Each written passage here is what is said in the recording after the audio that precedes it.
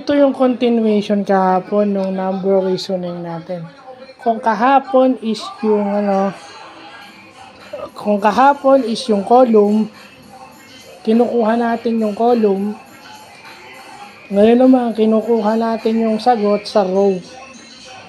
Kahapon, column yan eh. Column yan, yung pababa. Pero kinukuha natin yung row, yung across. So, ang formula niyan, i-add mo yung dalawa, tapos add mo yung dalawang first two numbers divided by the third number.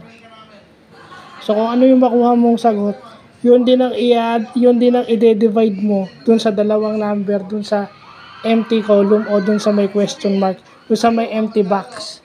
Kung ano yung nakuha mo dun sa first column, yun ang ipang de-divide mo. Yun ang ipang de-divide mo dun sa dalawang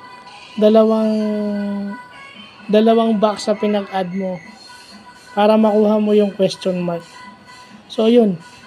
Bagong nalaman natin. So, mag-aano pa tayo ng mga panibago. Paano naman kung yung unang column at yung pangalawang column yung wala? Kasi yung pangatlo, alam na natin.